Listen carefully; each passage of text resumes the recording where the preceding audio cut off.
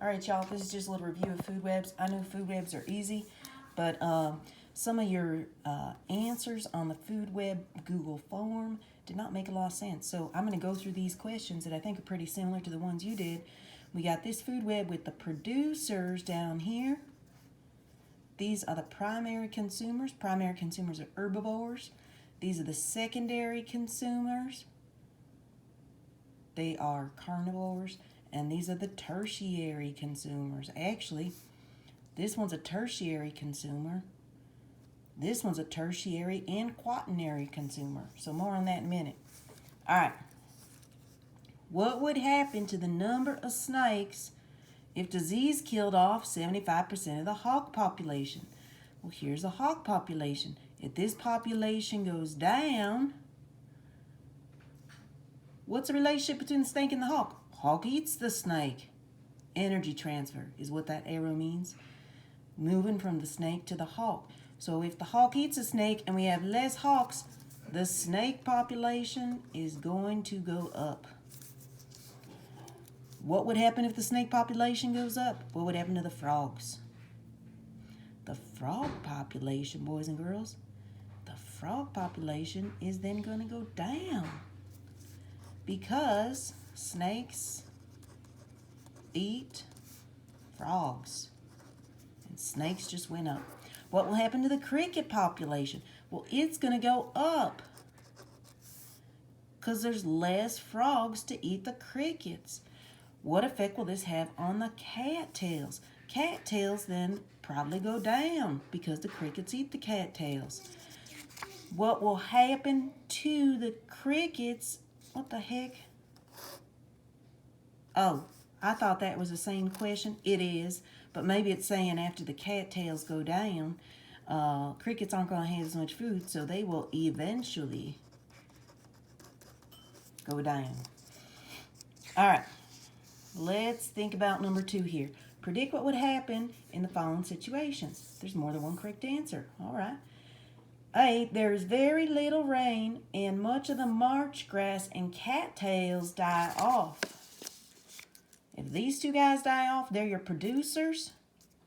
It's going to be bad news for everybody, boys and girls, because grasshoppers and crickets are going to go down, which means not enough food for these guys, the shrew and the frog, which means not enough food for these guys.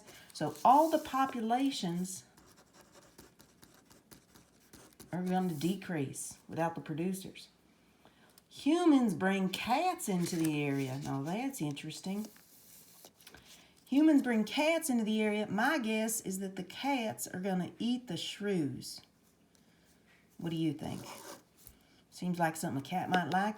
So if the cat eats the shrew, we got less food for the hawk and the snake. And then we have less predation on the grasshoppers and the crickets. So my prediction would be hawk and snake go up. No, wrong. Sorry about that. Hawk and snake go down. Hawk and snake go down because they have less food. And my next prediction is that because these guys go down, grasshopper and crickets are going to go up.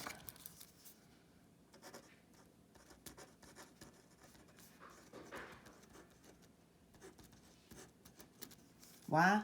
Less, predation by the shrews. Is this a piece? All right, next question. Some frogs eat poisonous slugs in a nearby garden. Excuse me, Jude, not right now, okay? Gotta wait. A few more minutes. I want to look. You can watch, but you can't talk. You gotta be quiet and you can't bug me. Okay. All right, so if the frogs eat some poisonous slugs, they're gonna go down. What's gonna happen then? Not enough food for the snakes. They're gonna go down.